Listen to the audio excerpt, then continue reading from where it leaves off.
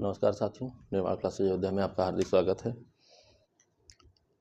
नई संहिता बीएनएस लागू हुए कुछ समय बीत गया है और अब जो नए हमारे प्रश्न पत्र हो रहे हैं उसमें बीएनएस आईपीसी मिला करके हमारे प्रश्न पूछे जा रहे हैं। तो मुख्य बात यह है कि आईपीसी भी एक लंबी चौड़ी संहिता थी, बीएनएस भी धाराएं घटी जरूर हैं लेकिन अभी भी लंबी चौड़ी संहिताओं में ही आता है। हमको देखना ये है कि प्रथम दृष्टया हम कौन सी ऐसी धाराएं हैं जिनको तैयार रखें, ताकि या किस क्रम में हम उसको तैयार करें कि हमको बीएनएस या आईपीसी इनमें दिक्कत ना होने पाए, चाहे वो दोनों संहिताओं के संबंधित टैली वाले मिलान वाले प्रश्न रहें या डायरेक्टली प्रश्न रहें। लगातार हम लोग आईपीसी पढ़ते रहे, आईपीसी की धाराएं जब याद हुई तब पता चला कि जो है अब तो बीएनएस आ गई है, अब नए सिरे से धाराओं का अरेंजमेंट किया जाए। तो बात यही आती है कि दिमाग तो छोटा सा है, कैसे ये हो पाए। तो उसके लिए एक सिंपल सा तरीका है कि पहले उन चीज़ों को, उन धाराओं को चुना जाए, उन बातों को जाना जाए जो हमें एक कॉन्फिडेंस दें, एक डायरेक्शन दें कि हाँ, अगर इस तरीके से हम इनको मेंटेन करेंगे तो ये आसान हो जाएंगे। तो उसी क्रम में आज हम लोग बीएनएस और आईपीसी से संबंधित कुछ बातें करेंगे, क्या क्या हैं, कैसे हैं, ठीक है। यानी कि कुल मिलाकर के बीएनएस के बारे में जानना है,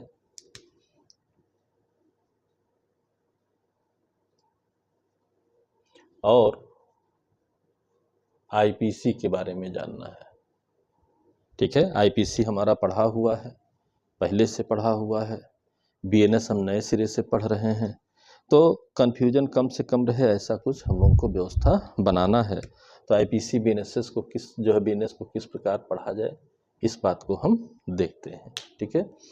तो बात आई कैसे मेंटेन किया जाए। तो तथाकथित तौर पर ये बात आई कि अब आईपीसी समिट के छोटी हो गई है, ठीक है। आईपीसी में 511 धाराएं थीं, जो बीएनएस में अब आपके लिए कुल मिलाकर के कितनी धाराएं हो गई हैं, इनको इन्होंने समेट करके 358 धाराएं, यानी 500 धाराएं, 511 धाराएं 358 धाराओं में हो गई हैं। कहने का मतलब है कि जो 511 धाराएं थीं अब वो जा करके 358 सेक्शंस में सिमट गया है, ठीक। ऊपरी तौर पे देखने में तो यही समझ में आता है कि हाँ भाई सिमट गया है, हो गया है लेकिन क्या यही सत्यता है? तो ऐसी सत्यता नहीं है, कोई अमूल चूल बदलाव नहीं हुए हैं, बल्कि कुल मिला के अब क्या कहा जाए, बेवकूफ़ बनाया गया या क्या किया गया। जैसे जब हम लोग पढ़ते थे तो धारा 52 का तक लगभग हम लोग डेफिनीशन की तरीके से कि बेईमानी क्या होती है, सदोष लाभ क्या होता है, सदोष हानि क्या होता है, ठीक है, इस टाइप से तमाम चीज़ें, व्यक्ति कौन होते हैं, न्यायालय क्या है, लोक अधिकारी क्या हैं, तमाम चीज़ें अलग अलग धाराओं में पढ़ते थे। स्त्री कौन होगा, पुरुष कौन होगा, किस एज से किस एज तक, लगभग 52 का तक हम लोग पढ़ते थे। उसके बाद दंड संबंधी प्रावधान शुरू होते थे, उसी में धारा 34 से रिलेटेड कॉमन इंटेंशन की बात भी होती थी। कॉमन इंटेंशन क्या होता है, कैसे होता है, सारी चीज़ें। लेकिन अभी क्या है, धारा 3 और 4 जो बीएनएस की धाराएं हैं, ठीक है, बीएनएस की धाराएं हैं सेक्शन 3 एंड 4, ठीक है। सेक्शन 3 लिखा हुआ है सॉरी 2 एंड 3, सेक्शन 2 एंड 3, ठीक है। ये जो आपकी डेफिनीशंस थी इनको समेट दिया गया है।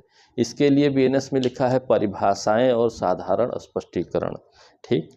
परिभाषाओं में इन्होंने क्या किया है अगर देखा जाए तो जैसे प्रत्येक व्यक्ति भारत से परे, ठीक है, न्यायालय, मृत्यु, बेईमानी, दस्तावेज, क्षति, अवैध, सद्भाव पूर्वक, कपट पूर्वक, ये जो डेफिनीशंस थी हमारी तमाम धाराओं में, उनको परिभाषाओं में कर दिया है।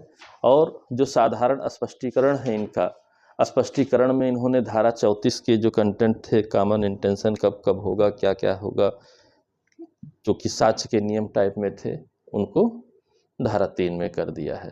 तो हम अगर इम्पॉर्टेंस की दृष्टिकोण से देखें तो हमारे लिए पहली बात यह है, जैसे मेन उद्देश्य ये है कि कम से कम हम कितना जाने, फिर वो धीरे धीरे हम उसको ब्रॉड कर सकते हैं। तो जो रेगुलर क्वेश्चन हमारे आते थे वो कहाँ से आते थे? तो धारा 22 जंगम संपत्ति था, ठीक है, सेक्शन 22, ठीक, ये जंगम संपत्ति था, ठीक, इससे रिलेटेड परिभाषा थी, जो अब सेक्शन 2 के 21, ठीक है, ये अब कहाँ पहुंच गया है? 2 के 21 क्लाज में पहुंच गया है, 221, यानी धारा 2 जो हमारी थी परिभाषा खंड, उसके 21वें क्लाज में पहुंच गया है, ठीक। अब बात आई, धारा 2 ही रहेगा, लेकिन 1 2 3 4 10 20 21 25 इस टाइप से हो जाएगा, तो ये आपको ध्यान देना पड़ेगा। तो जंगम संपत्ति लगातार पूछा हुआ प्रश्न है, हम उसको अलग कर लिए। सदोष लाभ और हानि के बारे में पूछता था, सेक्शन 23 से रिलेटेड था, ठीक है, सदोष लाभ हानि, यानी कि ऐसे लाभ हानि के बारे में, ऐसे लाभ हानि के बारे में जिनके बारे में ये कहा जाता है कि आप अवैध तरीके से लाभ, यानी कि आप टाइटल नहीं हो फिर भी लाभ ले लो, या जो टाइटल है उसको हानि पहुंचा दो। तो ये सदोष लाभ हानि में हम लोग जो है पढ़ते थे, वो 23 में हम लोगों ने पढ़ा आईपीसी में। अब ये दूसरे, यानी कि जो परिभाषा संख्या 2 है उसके 36 और 37वें क्लाज में चला गया है, सदोष लाभ सदोष हानि। तो पहली जरूरत ये है, सदोष लाभ क्या होता है, सदोष हानि क्या होता है, ये जो आईपीसी में आपने पढ़ा है वही बात यहाँ पर भी लिखी है। दूसरी बात ये है कि अब कहाँ पर लिखी है, पहले जो 23 में लिखा था वो अब दूसरे परिभाषा के दूसरे उसमें दूसरी धारा में 36वें और 37वें क्लाज में लिखा हुआ है, इस बात को आपको जानना रहेगा, ठीक। फिर बेईमानी लगातार पूछा हुआ है, 24 में हम लोग पढ़ते थे, ठीक है, 24 में बेईमानी पूर्वक, यानी कि जो भी आप ऐसा काम करेंगे, यानी कि प्रवंचना करके या किसी भी तरीके से सदोष लाभ या सदोष हानि कारित करते हैं तो उसी को बेईमानी कहा जाता था, जो कि 24 में हम लोग पढ़ते थे। अब यह पहुंच गया है 2 के 7वें क्लाज में, यानी सेक्शन 2 हमें पढ़ना रहेगा, उसका 7वां क्लाज। कहने का मतलब यह है कि अब देखिए यहाँ पर लिखा गया 22, 23 और 24 क्रमशः चल रहा था, जो अब 2, 21, फिर 36, 37, फिर 7 में, तो ये सीक्वेंस भी ब्रेक हो गया है। यानी आईपीसी में जो हमारे दिमाग में सीक्वेंस बना था, सीक्वेंस के आधार पर जो हमने याद कर रखा था वो भी ब्रेक हो गया है, नए सिरे से सीक्वेंस की आवश्यकता होगी। तो नए सिरे से सीक्वेंस तभी बन पाएगा जब आप कुछ धाराओं को निकाल लेंगे, ठीक है, कुछ धाराओं को बाहर कर लेंगे। तो कुछ, जैसे प्रश्न के दृष्टिकोण से देखा जाए तो 22, 23, 24 लगातार पूछा हुआ है, तो उसको निकाल लिए, थोड़ा सा मेहनत किए तो कुछ धाराएं हमको बीएनएस की याद हो गई, ठीक। जब ये याद हो गई, इनमें हमको थोड़ा सा कॉन्फिडेंस आया, तो आगे पीछे की धाराएं भी धीरे धीरे हमको याद होना शुरू हो जाएंगी, ठीक। इसी तरीके से जब हम बात करते हैं तो धारा 34 सामान्य आशय हम लोग पढ़ते थे, सेक्शन 34 में, जो कि मोस्ट इम्पॉर्टेंट था, सामान्य आशय, ठीक। कॉमन इंटेंशन, आप जानते हैं शायद ही कोई प्रश्न पत्र ऐसा रहता हो जिसमें कॉमन इंटेंशन का प्रश्न ना आता रहा हो। धारा 34, 35, 36, 37, 38 ये सब हम लोगों ने पढ़ करके कॉमन इंटेंशन को समझा भी, और समझते समझते आईपीसी की धाराएं भी याद हो गईं। अब यहाँ पर खेला करके सिस्टम डिस्टर्ब कर दिया गया। क्या किया गया, अब इन्होंने धारा 3 में तमाम क्लाजेज बढ़ा दिए और सब कॉमन इंटेंशन से रिलेटेड बातें थी सेक्शन 3 में ले आए, ठीक है। यानी कि जो ये साधारण स्पष्टीकरण दे रहे हैं, एक समझाने का प्रयास कर रहे हैं, उन सबको समेट करके सेक्शन 3 में ले आए। जब सेक्शन 3 में आप 5वां क्लाज पढ़ेंगे, सेक्शन 3 का सब क्लास जब 5 पढ़ेंगे तो आपको धारा 34 मिलेगी कि अपने सब के सामान्य आशय के अग्रसरण में अगर कोई भी कार्य कोई व्यक्ति करता है तो जितने लोगों की सामान्य आशय का अग्रसरण हुआ है उसमें से किसी को भी हम दंडित करेंगे, मानो सारा कार्य उसी ने किया हो। ठीक है, भले ही वो किसी अन्य तरीके से सामान्य आशय में किसी अन्य कार्य के जरिए भी इन्वॉल्व रहा हो। ये तमाम चीज़ें हम लोगों ने पढ़ी थी। तो वो उस तरीके से, यानी कि 34 अब आपको जो है जो याद हो चुका था, अब उसको शिफ्ट करना पड़ेगा धारा 3 के क्लाज 5 में। 35, 36, 37, 38 ये सब बाद में की बात है, लेकिन 34 एक माइल स्टोन था। 34 हमें याद रहना रहता था, इसलिए हम 34 में कहाँ पहुँच गए? धारा 3 साधारण स्पष्टीकरण के 5वें क्लाज में पढ़ गए।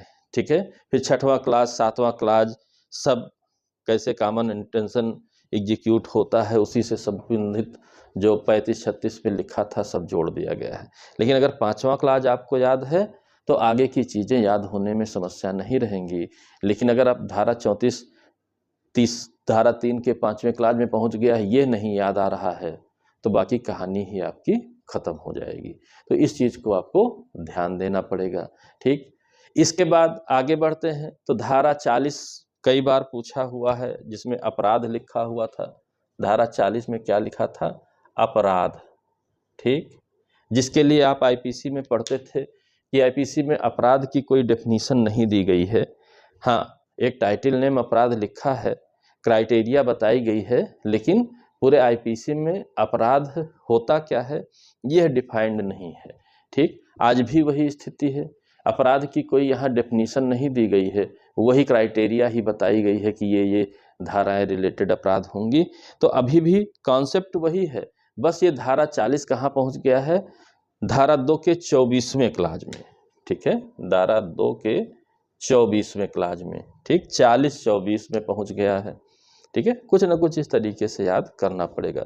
40-24 में पहुँच गया है। फिर आप 44 पढ़ते थे जिसमें क्षति था। 44 पढ़ते थे जिसमें क्षति शब्द, क्षति 4 प्रकार की होती है, शरीर की, संपत्ति की, ख्याति की। ठीक है, ये सब पढ़ते थे आप, मन की।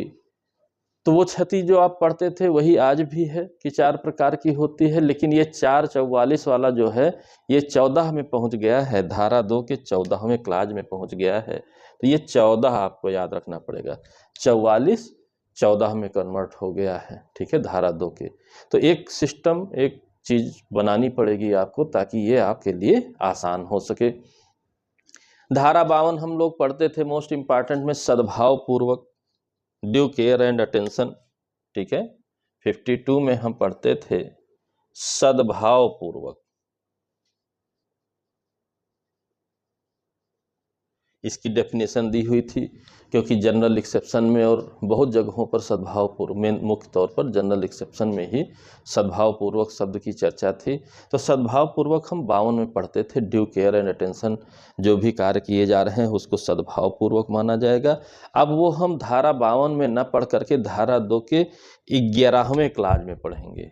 ठीक है, 2 के 11वें क्लाज में। ठीक, 52-11 में पहुँच गया।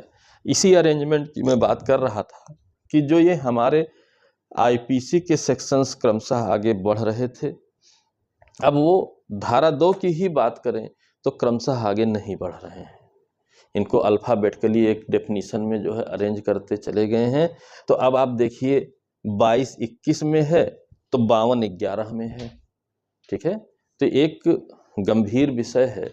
इसीलिए मैंने कहा, क्योंकि ये समस्या लगातार मेरे पास पहुंच रही है कि क्या करें क्या ना करें, तो बहुत सिंपल सा मैं बता रहा हूं कि आपको पहले भी 511 धाराएं नहीं याद थी। ठीक है, याद हैं, जिनको याद हैं उनके लिए बहुत अच्छी बात है, लेकिन सभी को नहीं याद थी। और आज 358 धाराएं भी हमको याद नहीं होंगी। और साथ में अब तो यह भी प्रश्न जुड़ रहा है कि पहले किस धारा में था, अब किस धारा में है, तो मामला और ज़्यादा गंभीर हो गया है। तो उस गंभीरता से अगर आपको निकलना है तो सिंपल सी चीज़ें कि हम 358 धाराएं तो नहीं, लेकिन जो आईपीसी में माइलस्टोन सेक्शंस थे उनको पहले हम अलग कर लें, बीएनएस में कहाँ पर हैं, तो उनको अगर हम थोड़ा सा कैरी करने लगेंगे, थोड़ा याद होने लगेगा, दिमाग में बैठने लगेगा, तो बाकी धाराएं भी याद हो जाएंगी। तो यहाँ तुलना भी है, धारा भी याद करना है, कॉन्सेप्ट भी समझना है, तो इसलिए चुनना पड़ेगा आपको। तो वही हम लोग चुन करके कुछ धाराओं को देख रहे हैं। ठीक, इसके बाद जो शुरू होता है, ठीक है, वो जैसे धारा 53 में दंड था, ठीक है, 53 से दंड संबंधी विषय दिए हुए थे, अब वो धारा 4 में है। ठीक है, यानी दंड कितने प्रकार के होते हैं, दंडों के भिन्ने कैसे गिनी जाएंगी, एकांत परिरोध कैसा दंड होगा, ये सारी बातें धारा 4 के आसपास जो है 4, 5 और इन सब में सिमटते चली गई हैं। तो यहाँ अगर आपको जैसे 5, 6, 7 ये तो बाद में पढ़िएगा, लेकिन पहले यह ध्यान रखिए कि आईपीसी में जो चैप्टर शुरू हो रहा था दंडों के संबंध में, जो कि 53 से शुरू हो रहा था, वो अब धारा 4 से शुरू हो रहा है। कौन कौन सी धाराएं हैं, कौन कौन सी बातें हैं, ये बात की बात है, लेकिन धारा 4 से शुरू हो रहा है। अगर आपको यह याद है तो बातें धीरे धीरे अपने आप याद हो जाएंगी, लेकिन 4 ही याद नहीं आएगा, 53 कहाँ पहुंच चुका है। तो अभी अगर आपसे कोई तुलनात्मक प्रश्न पूछेगा तो धारा 4 पूछेगा कि दंडों के संबंध में जो धारा 53 से शुरू हो रहा था चैप्टर आपका आईपीसी में, अब वो नई संहिता बीएनएस में कहाँ शुरू हो रहा, तो आपको धारा 4 तुरंत, फिर 5, 6, 7 आप जोड़ते रहिए। इसी तरीके से अगला टॉपिक जो हम लोग पढ़ते थे वो होता था जनरल एक्सेप्शन, साधारण अपवाद से संबंधित।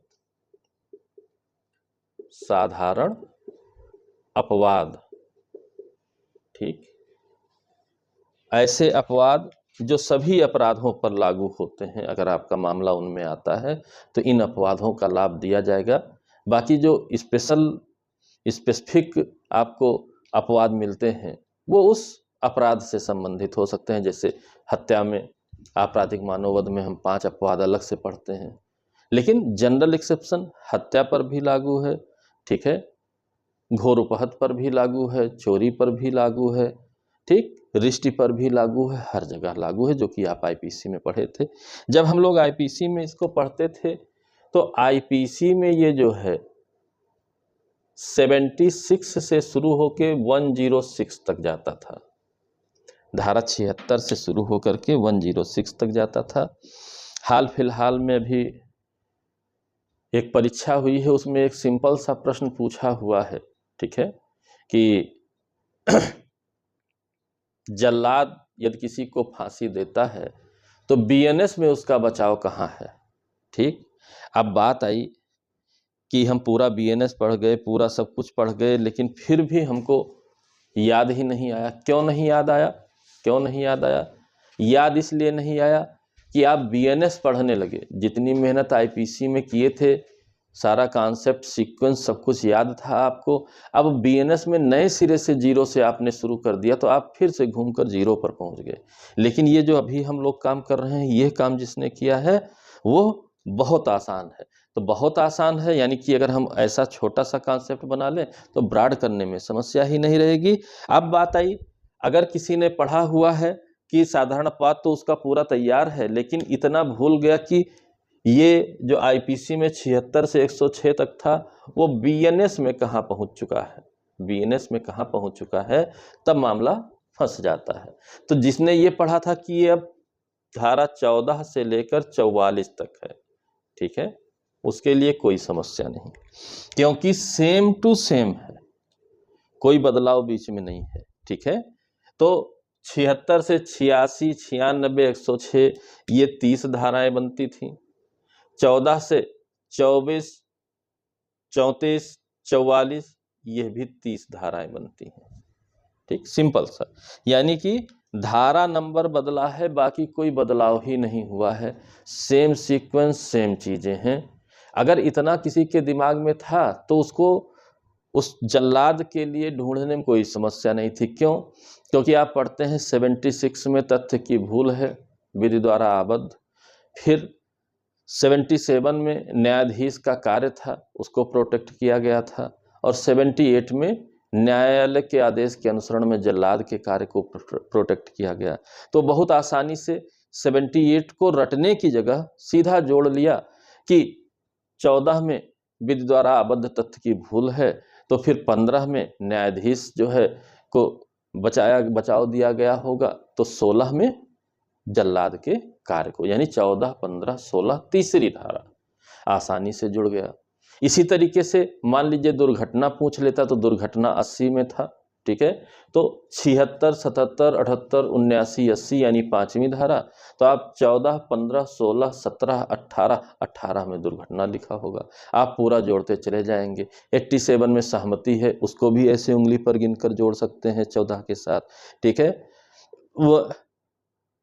100 में शरीर के विरुद्ध जो है मृत्यु कारित करने तक का प्राइवेट डिफेंस है, वो भी आप जोड़ सकते हैं, मैथमेटिकली जोड़ सकते हैं। लेकिन जिसको ये 14 से 44 नहीं ध्यान दिया, ये तो याद है, लेकिन ये छोटी सी बात पर ध्यान न दे करके हमने सब गलत कर दिया। तो इसलिए पहली आवश्यकता है कि अब साधारण अपवाद बीएनएस में कहाँ है, धारा 14 से 44 के बीच में है। आसान हो गया। 106 में निर्दोष व्यक्तियों की उपहत का जोखम था, वो आज 44 में हो गया है। जब सिमिलर धाराएं हैं, 30 उसमें थी, 30 आज भी हैं, तो बात वही हो गई, ठीक है। कोई भी धारा कुछ भी, क्योंकि मैं ये मान के चल रहा हूँ आईपीसी आपको याद है, ठीक है, आईपीसी आपको याद है। अब आईपीसी याद है होते हुए बीएनएस से कैसे अरेंज करें, आसानतम तरीका क्या है, नहीं कर पाए तो गलत हो जाएगा। तो ये गलतियां हुई हैं बच्चों से, तो उसी का सबसे सामान्य सबसे आसान तरीका है, ठीक। फिर इसके बाद साधारण अपवाद के बाद शुरू होता था आपका दुष्प्रेरण से संबंधित, ठीक, दुष्प्रेरण से संबंधित 107 में दुष्प्रेरण आपका दिया हुआ था। 107 से दुष्प्रेरण से रिलेटेड बातें पढ़ना शुरू करते थे। 107, 108 में दुष्प्रेरक लिखा हुआ है, 109, 10, 11, 12, 13 ये सब आप पढ़ने लगते थे। अब बात आई कि देखा जाए तो जो क्रमशः साधारण अपवाद रहा और साधारण अपवाद के बाद दुष्प्रेरण शुरू हुआ आईपीसी में 107 में, उसी क्रम में 106 के बाद 107 आया, तो 44 के बाद ये अब 45 में पहुंच गया है, 45 बीएनएस में पहुंच गया है, ठीक। अब अचानक से किसी बच्चे से पूछ लीजिए भाई बीएनएस में दुष्प्रेरण कहाँ से शुरू है, कहाँ पर है, किस सेक्शन में है। अब वो सोचने लगेगा, याद किए थे भूल गए, तमाम बातें दिमाग में आएंगी, क्या मतलब निकलेगा। उससे अच्छा क्या है कि हमने सीधा सीधा चैप्टर ही याद कर लिया कि दुष्प्रेरण 107 से शुरू हो रहा था और बीएनएस में दुष्प्रेरण 45 थे। तो अगर 45 याद होने लगा तो फिर 46, 47, 48 सब सीक्वेंस में अपने आप याद हो जाएगा। सीक्वेंस में और कोई बदलाव नहीं है चैप्टरों में, तो ये आसान हो जाएगा। तो 45 जानना ज़्यादा जरूरी है। अब 108 46 में पहुंच गया है दुष्प्रेरक, 108 जो था ये 46 में पहुंच गया है, बहुत इंपॉर्टेंट है, लगातार पूछता था, ठीक। फिर 114 दुष्प्रेरक की उपस्थिति 104, 114, 114 जहां दुष्प्रेरक उपस्थिति की बात थी वो भी इंपॉर्टेंट था कि अगर दुष्प्रेरित अपराध कारित किया जा रहा है उस समय दुष्प्रेरक अगर उपस्थित है तो माना जाएगा कि वो अपराध उसी ने किया है, ना कि उसको दुष्प्रेरक के रूप में दंड दिया जाएगा। तो वो अब पहुंच चुका है आपका 54 में, यानी कि एक बहुत इंपॉर्टेंट धारा थी वो 54 में पहुंच गया। तो बीच बीच की बहुत इंपॉर्टेंट धाराओं को हम याद करते रहे, याद करते करते हमारे लिए आसान होता चला गया। अब आसान होता चला गया तो कोई समस्या नहीं रह गई, ठीक। फिर आप जानते हैं 120 ए बहुत इंपॉर्टेंट था, आपराधिक षड्यंत्र, ठीक है। 120 ए जो कि आपराधिक षड्यंत्र से संबंधित था, ये हमारे लिए बहुत इंपॉर्टेंट था। तो बहुत इंपॉर्टेंट था, लगातार प्रश्न आता था। अब किस सेक्शन में पहुंच गया है, तो ये 61 में पहुंच गया है, ठीक है। इसका फर्स्ट क्लास डिफिनीशन दे रहा है, सेकंड क्लास पनिशमेंट दे रहा है, ठीक है। यानी कि 120 ए 120 बी जिसमें षड्यंत्र आपराधिक षड्यंत्र का दंड लिखा हुआ था, वो ए और बी ये कहाँ पहुंच गया है, 61 के फर्स्ट और सेकंड क्लास में पहुंच गया है। आसान हो गया, आसान हो गया। लेकिन अब पता चला 120 तो बड़ी मेहनत से याद किए थे, ये भी 120 भी में आपराधिक षड्यंत्र का दंड है, अब 61 याद नहीं आ रहा है, तो यहीं पर अवरोध उत्पन्न हो जाता है कि अब दिमाग फेल हो गया, अब क्या करें, हम तो भूल गए, हमको समझ में नहीं आया, हमको याद नहीं हुआ।